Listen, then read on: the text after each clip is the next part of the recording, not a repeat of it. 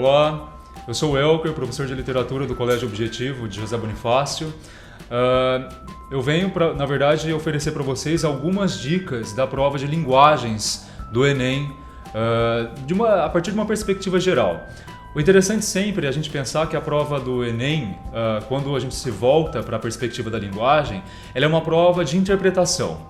Então, conceitos teóricos, eles são cobrados sim, mas eles aparecem de forma muito pontual, tanto nas disciplinas de gramática, quanto na disciplina de redação e quanto na minha disciplina específica, que é a disciplina de literatura. O conselho que a gente deixa para vocês é que vocês prestem sempre muita atenção nos comandos das questões. Eles podem trazer verbos que podem oferecer para vocês um guia para a resposta.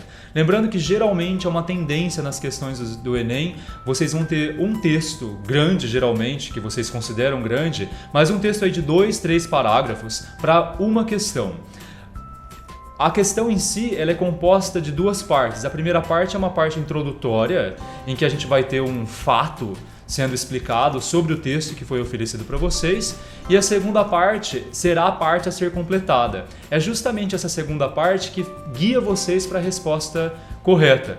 Lembrando que não tem os peguinhas, os famosos peguinhas, na verdade, elas são, na verdade, as alternativas distratoras para vocês. O que vocês têm que pensar é que a partir de uma boa interpretação, de uma boa leitura do texto, vocês conseguem realizar a seleção, a escolha da alternativa correta para vocês. Outra questão pontual, quando a gente pensa especificamente na questão de literatura, as escolas literárias elas aparecem, mas elas aparecem muito mais dentro dos textos em si. Então, vocês, candidatos, leem o texto, leem o nome do autor e vão saber para qual escola literária aquele texto se refere ou a qual escola literária ele se refere, mas do ponto de vista pontual enquanto alternativa, esses conteúdos aparecem sim, mas num percentual bem menor quando comparado às questões de interpretação. Então, na verdade, vocês têm que prestar bastante atenção na interpretação textual, sempre buscando uma boa leitura inicial e depois vocês conseguem responder as questões das alternativas. Há métodos para que vocês possam responder. Seria melhor a leitura anterior ou ler a alternativa. Isso, na verdade, é muito mais vinculado a uma característica pessoal. Se for da sua vontade ler primeiro o enunciado, pode ser também uma chave de leitura e interpretação, pensando que você pode já ter um guia interpretativo para depois sim ir até o texto. Mas o contrário também é uma verdade, você pode ler o texto primeiro e depois as alternativas, que não haverá nenhum prejuízo.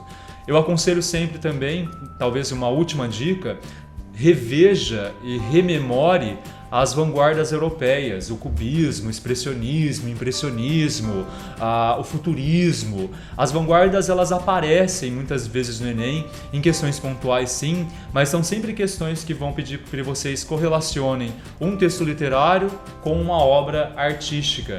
E perpassar por essas vanguardas europeias, elas podem já ajudar vocês a evitar um espanto quando confrontados com essas questões ali no Enem.